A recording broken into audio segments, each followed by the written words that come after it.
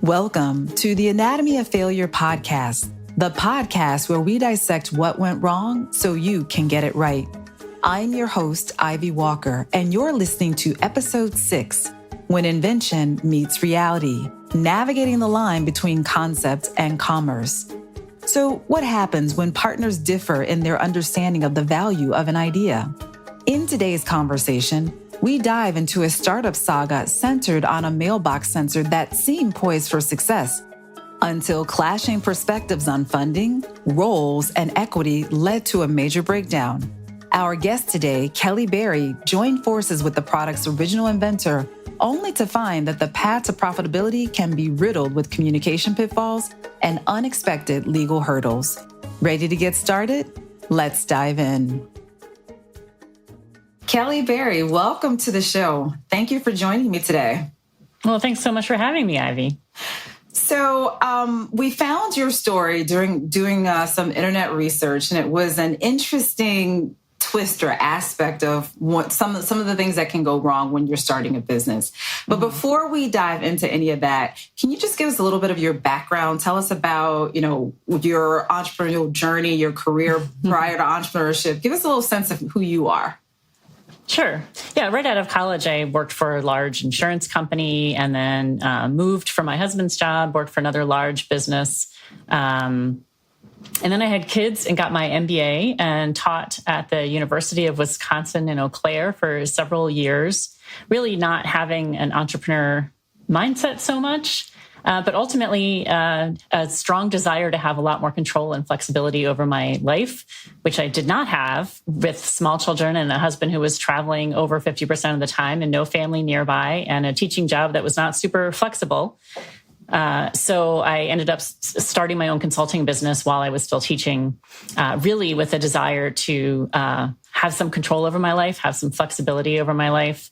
And certainly I know the journeys of most entrepreneurs, once you've started that path, it's really hard to go back to a job where you have to work exact hours and everything is the same.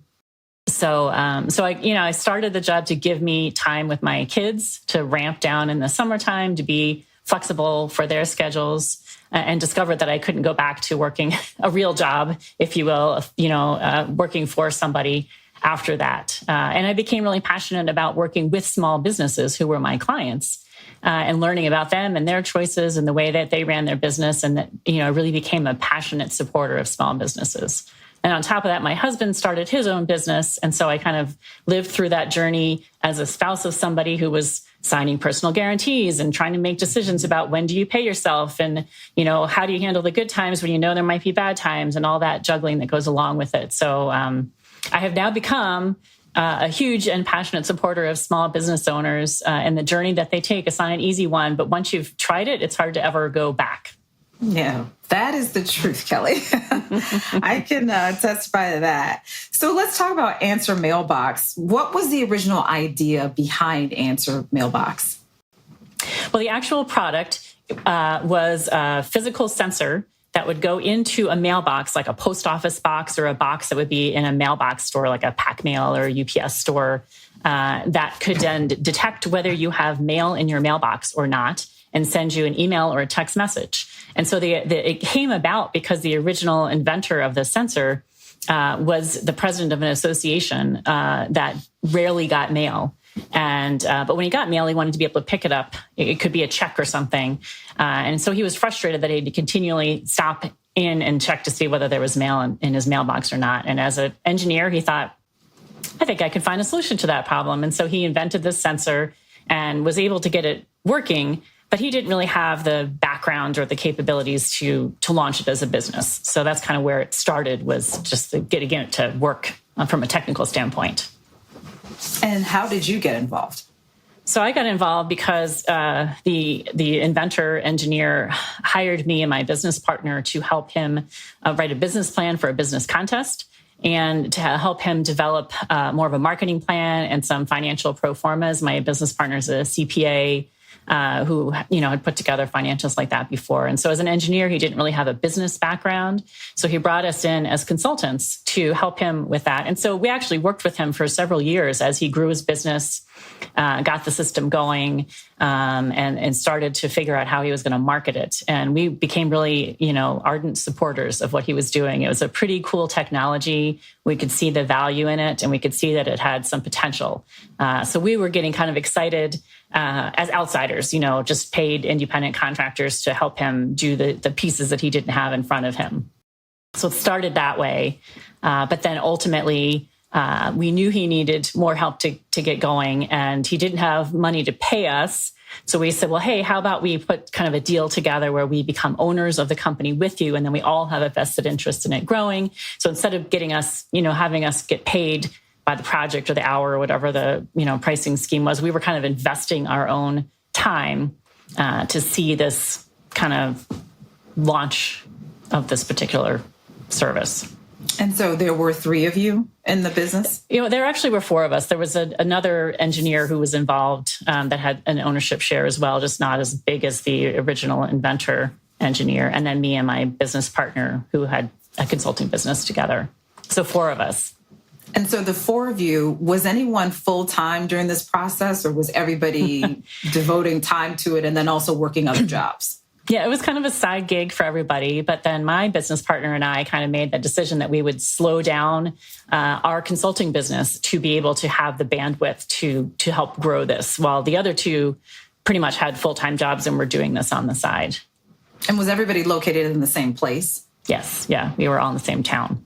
Okay. And so when you and your business partner decided that you were going to focus on it, did you have any expectations about the other partners and additional time that they would be putting into the business?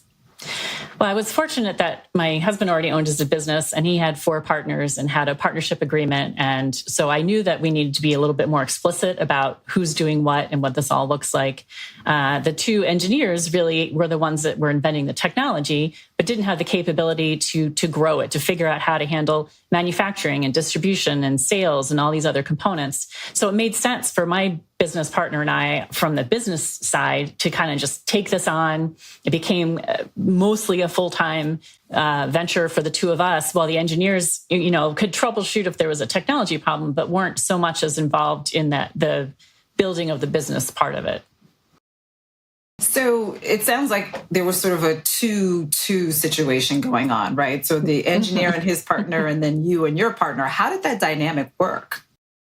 Initially, it worked well because we could clearly see what everyone's skill sets were, right? The engineer who invented it really focused on the sensor technology and the hardware that was going into the mailboxes. The other engineer was more on the software side and getting the interface to, recognize there was mail in the mailbox and send a message. So all the software. And then, my end was more the marketing and growing the business. And my business partner was finance and operations because she'd worked in manufacturing before. So we each had our different skill sets, and they were complementary and not very overlapping. So it made sense. Each one of us kind of knew what our roles were and where we were headed.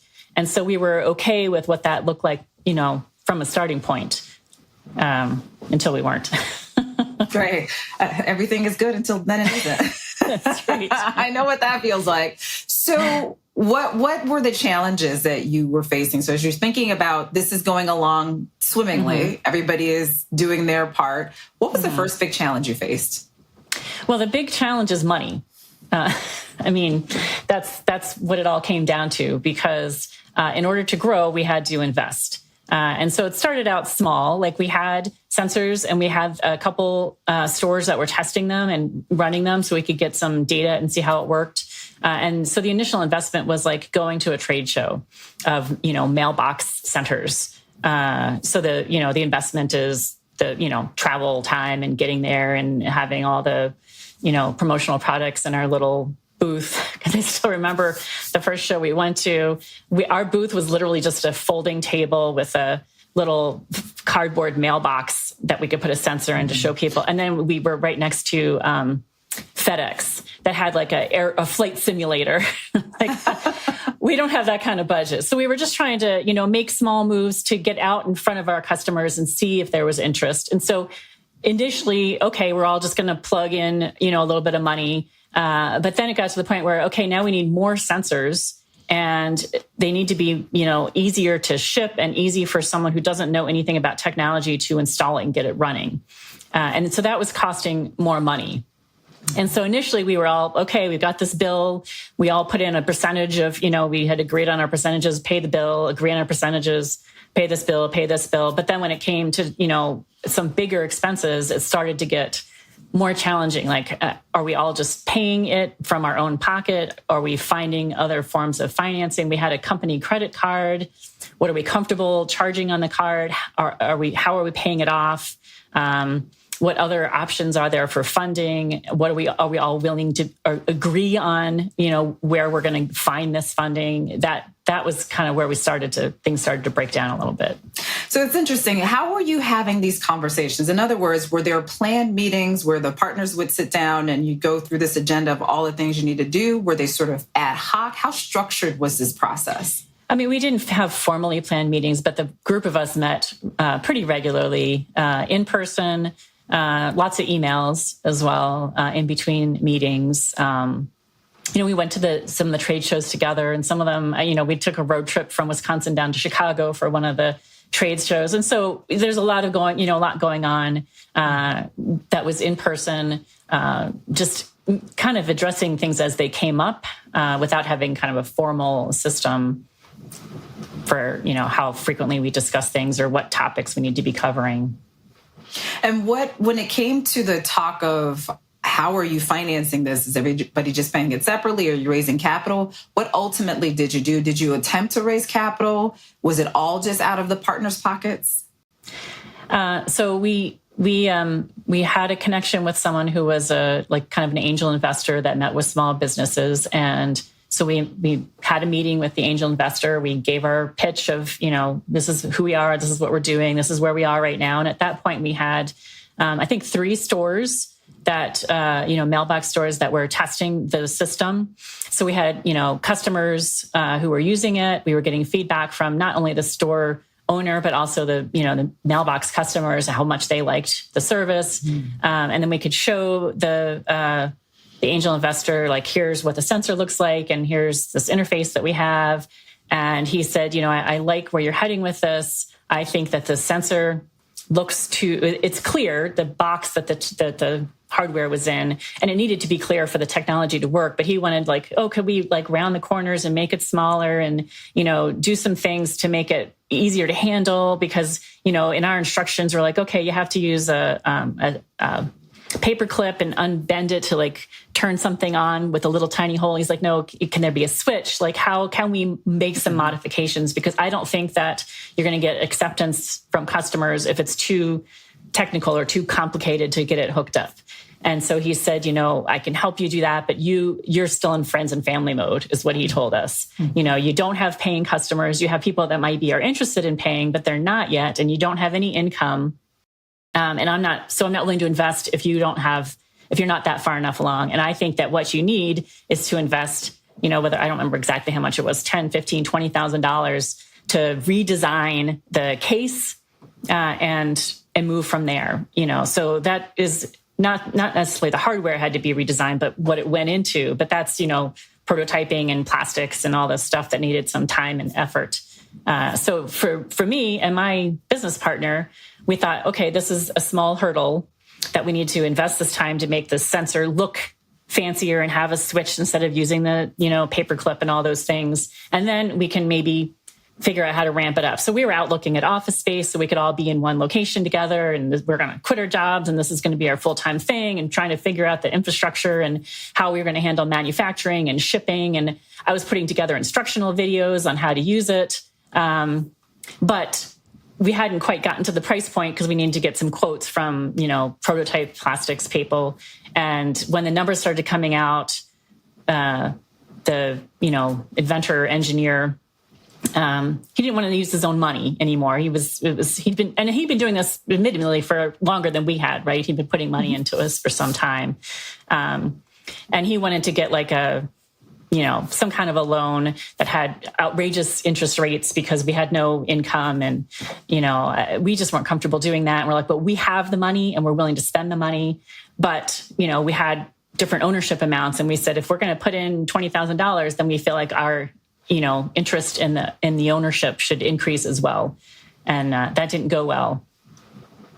So when you say you want your interest in the ownership should increase, was it a substantial increase? What was the shift? Would the engineer have been losing control? What was the thing that he had to wrap his mind around? Yeah, because I think he owned the most of the four of us. So he was the majority share. So I think in this case, he maybe wouldn't have been the majority share any longer.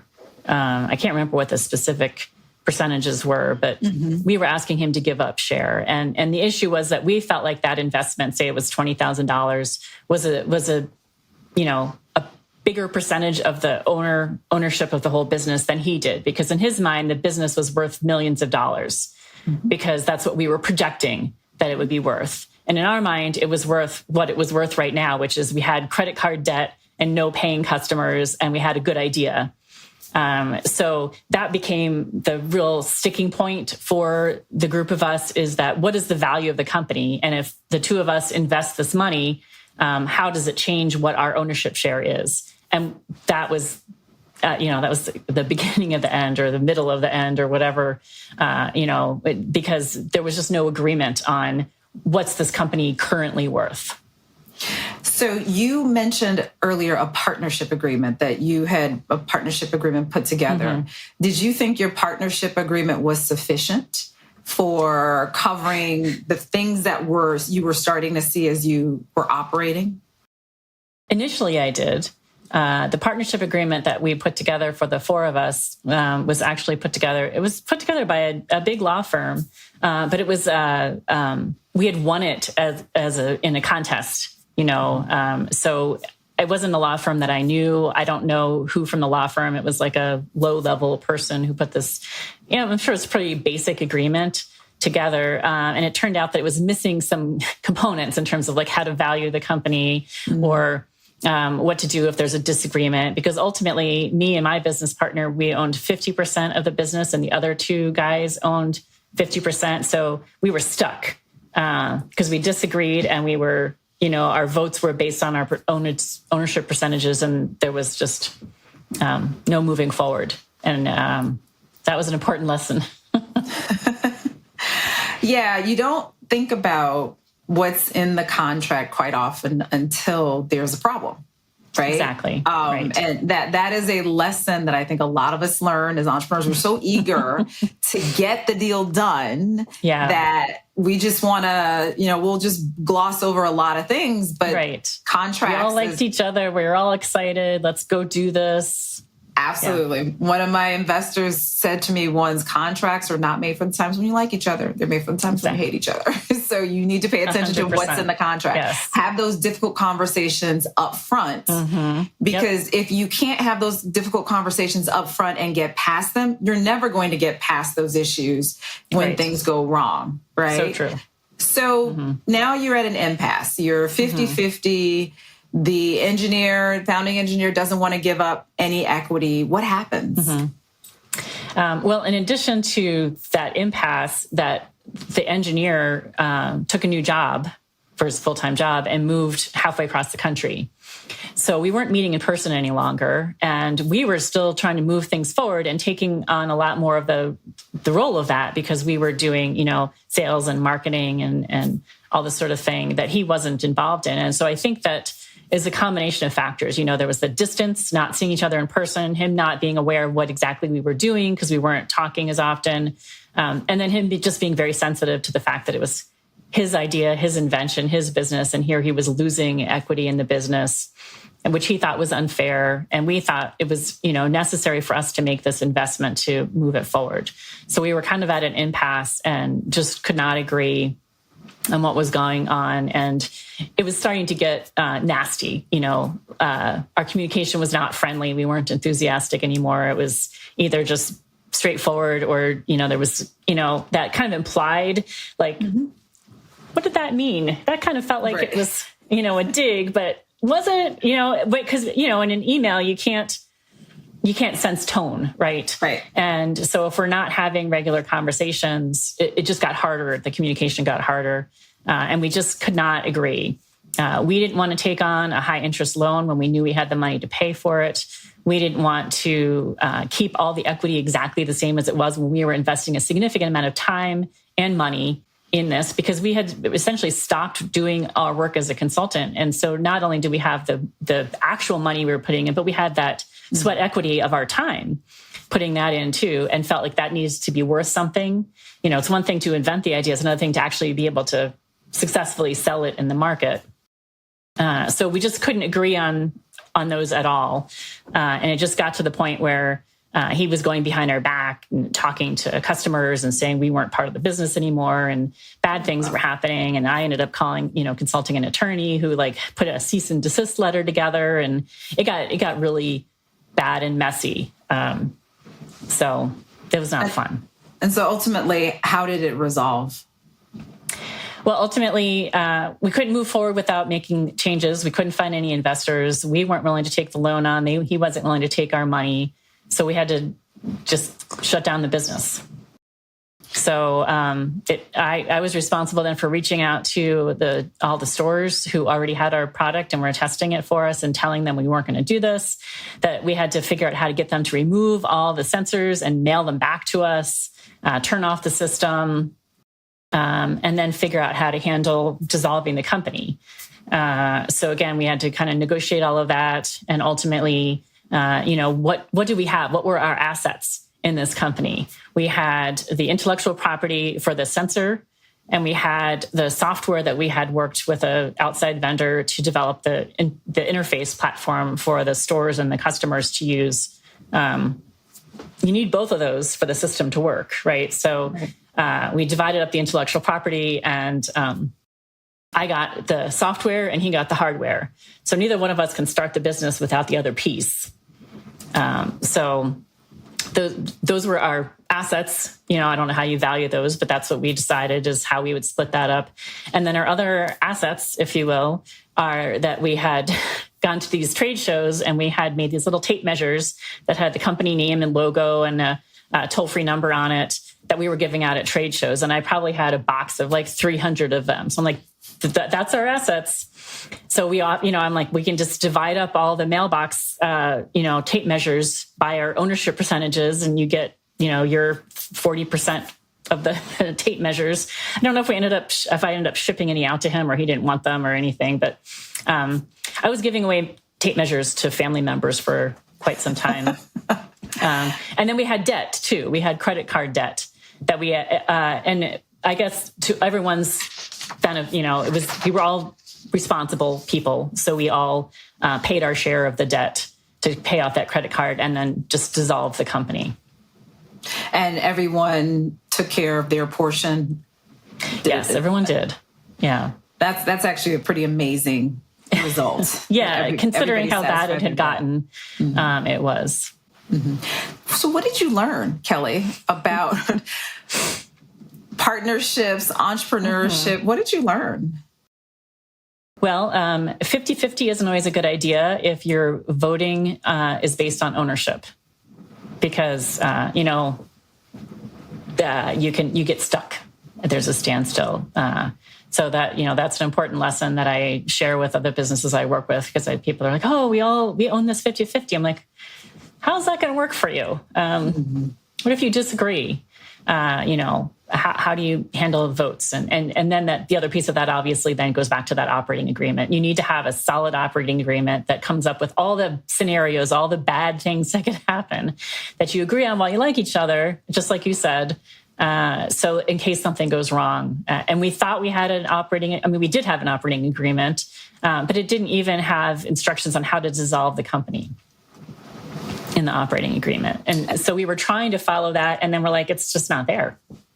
So we have to kind of navigate it ourselves.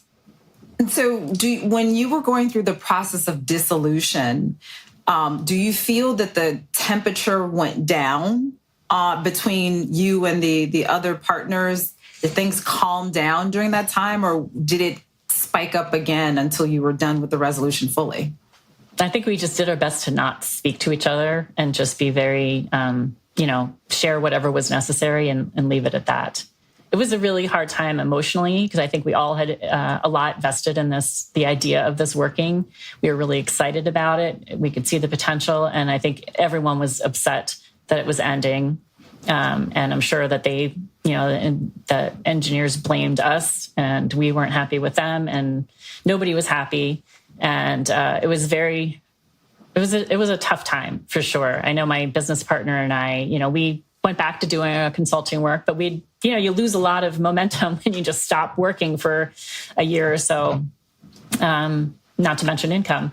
And so it was really hard to get going. And I know I have a shirt, like an Answer Mailbox shirt that I wore with the logo on it to the trade shows. And I'm like, I can't even look at it. Can't even look at the color orange right now because that was the color of the logo, and just anything was very sensitive. It was very upsetting. It was really a really hard time because we really could see the potential and feel like we were getting closer and closer, and then just boom, it was just fell apart.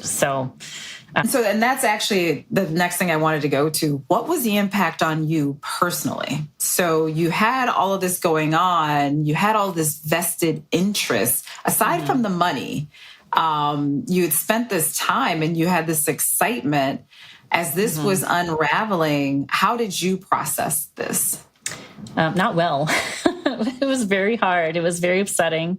I was, fortunate. Obviously, my husband had a full-time job, and so it wasn't like the income. I was able to kind of take that risk in not having my consulting business going while we tried to get this up and running. And then I had to kind of just rebuild the consulting business. I just tried to let it go, but obviously I wasn't fully letting it go if I couldn't even speak about it for years.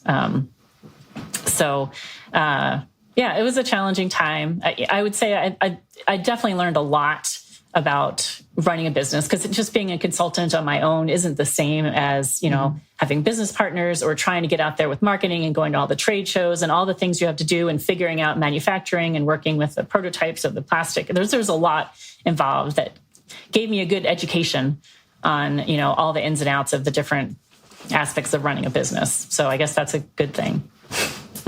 If you were advising someone who was partnering with a tech founder, right? So you've got the business and then you've got the tech founder. You're advising someone who was partnering in that kind of situation. What are the key points you would relay to them given your experience? Yeah, I think there's a certain sensitivity that an inventor has to their product, a sense of ownership. It's their baby. They're not maybe as ready to give up any piece of that, or to recognize the difference between an idea, a working prototype, and a successful business. Because a successful business isn't just the sensor, right? It's the infrastructure that goes all around it. And I'm not sure that the engineer saw that all of that as a necessity to the product being successful. He was more focused on, does this thing work? So some of the things I think I've learned that I've passed along to folks is, someone had told me that there's this concept called mad scientist, that anyone who's invented something is so emotionally connected to it that it's really hard for them to let go of it, and that you need to be aware of that and cautious about that. So that's one piece of it. And then the other piece of it is that, better communication about what the business is versus what the product is. There are a lot of other components, like me putting all these training videos together and going to the trade shows and putting the marketing and promotions plan together and trying to figure out who is providing customer service and who is, tech support and all those things. And none of that was part of the actual, I invented a thing. So there's a lot involved. Yeah, that's really good feedback. It's really good advice. There is the product, and then there is the business. And a lot of times entrepreneurs in general, whether they're tech founders or not, we tend to think that a good idea is worth something. And it's really not just the idea. There's so much with the execution. And it's great that you had a nice idea. Awesome. But that's a long way from a successful business. Right. And no one pays for good ideas. Nobody pays for good ideas. Yeah. Did the company have the four of you as a founding team? Did you have any outside advisors working with you during this time? Occasionally we spoke to some people, and I think, again, the engineer didn't like any of the advice he was getting because it was all the same. Like, this needs to be more user friendly. You need to have paid customers, that type of thing. But we didn't really work with any consultants or advisors necessarily. I mean, we kind of were that role initially and then stepped into the business. So another lesson for me: don't get too attached to your clients' ideas. Do you think an advisory board might have been helpful as you were reaching these different points of challenges? Well, it's funny you should say that, because first of all, my husband always made sure he had an advisory board of people that were not, related or connected to their business in any way, to provide kind of that unbiased look. And we didn't have that, but we were, kind of busy doing things and weren't thinking about that.